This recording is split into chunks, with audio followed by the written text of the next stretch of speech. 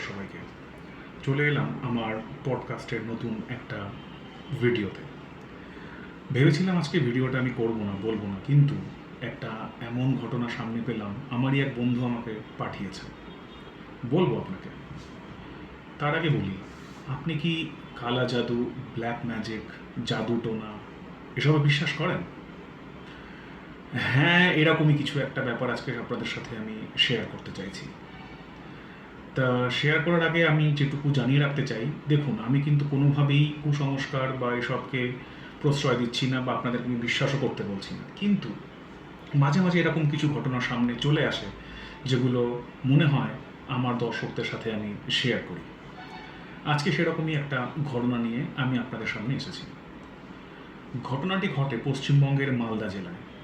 আমারই এক খুব কাছের বন্ধু সৌভিক হালদার, নামটা বলেই দিলাম, সে না বলেনি আমাকে, তাও আমি নামটা জানালাম। তা সে আমাকে বলে যে ঠিক আছে, তুই ঘটনাটা বলতে পারিস সবাইকে। তা ঘটনাটা সূত্রপাত হয় যখন সে মোটামুটি মাধ্যমিক দেয় বা উচ্চ মাধ্যমিক এই রকম একটা সময়, তখন তার বয়স ধরুন 14 কি 16, ধরে নিতে পারেন অ্যারাউন্ড 2003 থেকে 2005 সাল এই রকমের মাঝামাঝি একটা কোনো সময় হবে। তা তার বাবা মোটামুটি সচ্ছল অবস্থা, বড় ব্যবসা ছিল। তা তাদের দোতলা নিজেদের বাড়ি। ব্যাপার যেটা হয়েছিল, তারা যে বাড়িটাতে থাকতো তারা সেটা নিজেরা কেনেনি, মানে তারা নিজেরা তৈরি করেনি, আমি বলতে চাইছি তারা অন্য একজনের থেকে ওটা কিনেছিলেন। তারা ওখানে বেশ কিছুদিন ছিলেন, থাকলেন। এবার হঠাৎ করে কিছুদিন পরে যেটা হলো, ওদের ওদের ওনারা, তার আগে জানিয়ে রাখি তাদের পরিবারে কে কে ছিল। তা আমার বন্ধু, তার বাবা, তার একটি ছোট ভাই, তার মা, তার এক পিসিমণি এবং তার ঠাকুমা, এরা সবাই একই পরিবারে থাকতো।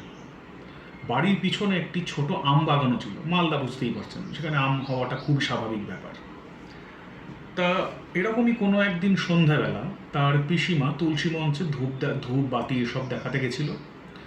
তা হঠাৎ করে তিনি বুঝতে পারলেন যে কলতলাতে কেউ একজন উঁকি মেরে দেখছে তাকে।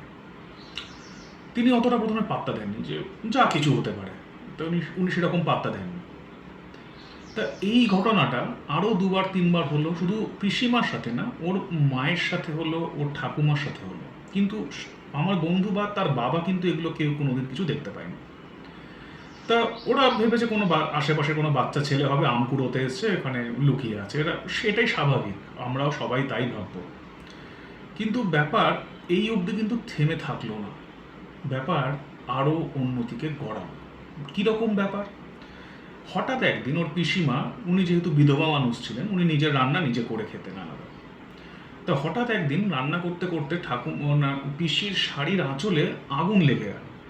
কিন্তু সেখানে আগুন লাগা কোনো প্রশ্নই ওঠে না, ওরা গ্যাসে রান্না করে, গ্যাসটা টেবিলে রাখা, মানে যথারীতি আগুন লাগা কোনো প্রশ্নই নেই, কিন্তু কোনোভাবে সেটা হলো।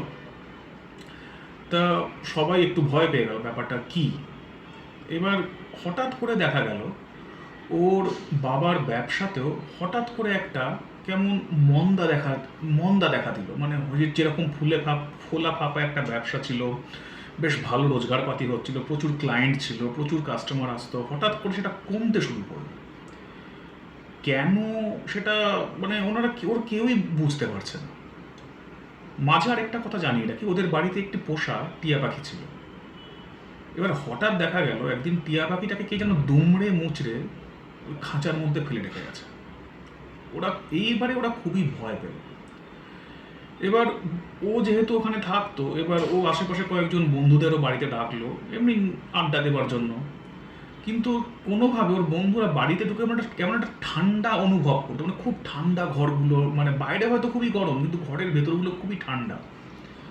কেন হচ্ছে, কী জন্য হচ্ছে, ওরা কেউ কিছু বুঝতে পারতো না। কিন্তু এই ব্যাপারগুলো এবার যখনই বেশি দিন চলতে লাগলো, এবার দেখা গেল ওর ঠাকুমার শরীর খুবই খারাপ হতে লাগলো হঠাৎ করে। উনি দেখতে পেতেন যে ঘরের কোণে যেন কেউ দাঁড়িয়ে আছে, কেউ ওনাকে হাতছানি দিয়ে ডাকছে, উনি সবাইকে বলতেন কথাগুলো, কিন্তু কেউ সেরকম পাত্তা দিত না। স্বাভাবিক ব্যাপার, 2005 সাল, বিজ্ঞানের যুগ, কেউই পাত্তা দিচ্ছে না। তা এবার হঠাৎ ঠিক হলো কোনো এক ওই ওই বছরই সরস্বতী পুজোর সময় ওরা বাড়িতে বড় করে পুজো করবে। তা ঠিক আছে, ঠাকুরমশাই পুরোহিতকে ডাকা হলো, পুরোহিত এলেন। যজ্ঞের আগুন কিছুতেই জ্বলছে না। মানে আমি বলছি, দেখুন আমার গায়ে কাঁটা দিচ্ছে, মানে ট্রিমেন্ডাস। যজ্ঞের আগুন কিছুতেই জ্বলছে না। বহুবার চেষ্টা করা হলো, ঘি ডালা হলো, মানে কিছুতেই আগুন জ্বলছে না। এবার ওরা কি করবে, ওরা কিছুতেই ব্যাপারটা বুঝে উঠতে পারছে না কি করবে, কি করা যায়, কি করা যায়। এইবার সেই জায়গাতে দাঁড়িয়ে পুরোহিত মশাই ওদের বললেন যে মনে হয় আপনাদের বাড়িতে কিছু একটা আছে যেটা পুজো করতে দিচ্ছে না, বাধা দিচ্ছে। আপনারা বাড়ির একটা শান্তি সস্তান, একটা শান্তি যজ্ঞ করান। ভালো কথা। সেই যজ্ঞও হলো না, সেখানেও আগুন ধরানো গেল না। এইবার এরা পরিবারের প্রত্যেকেই খুব ভয় পেলেন।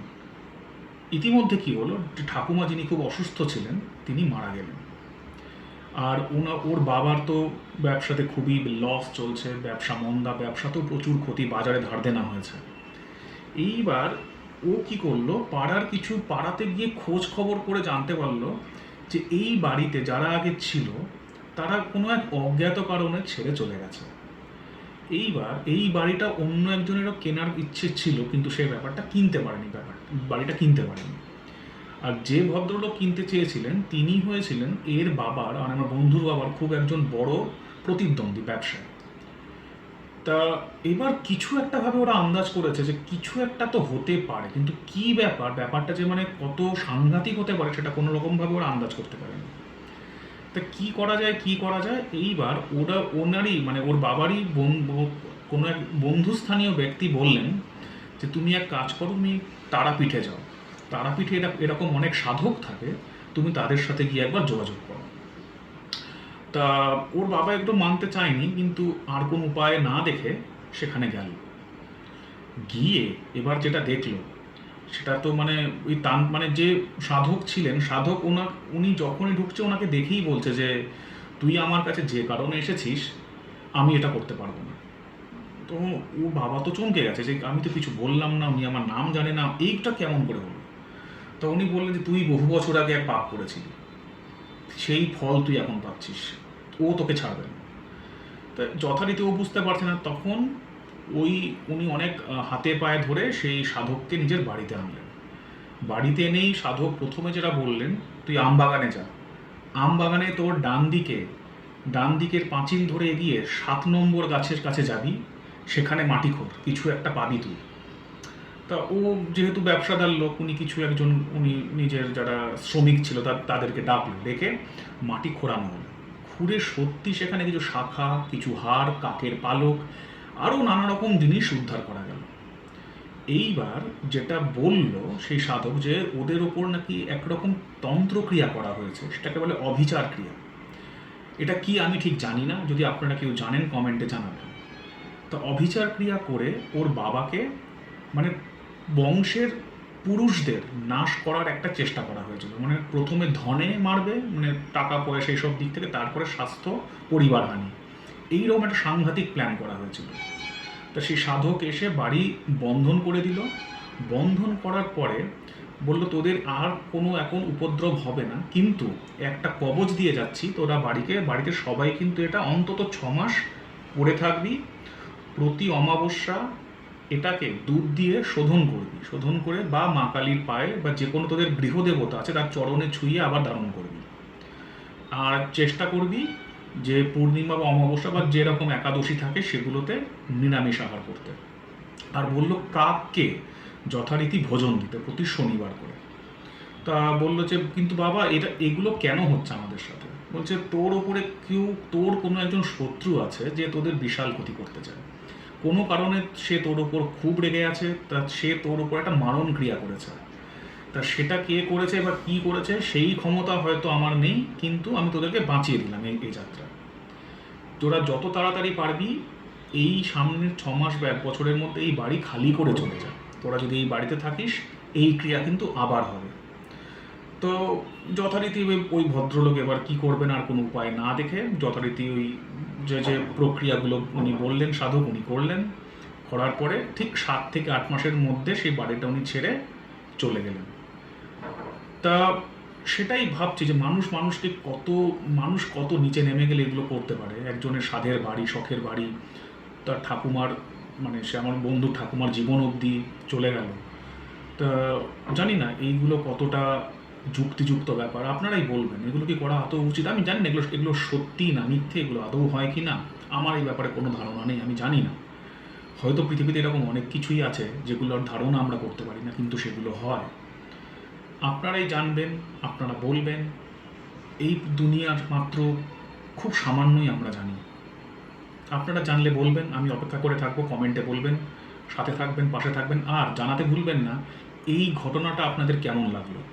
এরকম অনেক ঘটনা আছে আমার কাছে, আমার ল্যাপটপে এরকম প্রচুর ঘটনা আছে যেগুলো আমি বন্ধুদের থেকে, আমার পরিবারের থেকে, আমার কলিগদের থেকে আমি কালেক্ট করেছি, আমার কাছে আছে। যদি এরকম ঘটনা আপনারা আরও শুনতে চান আমি আরও পোস্ট করব।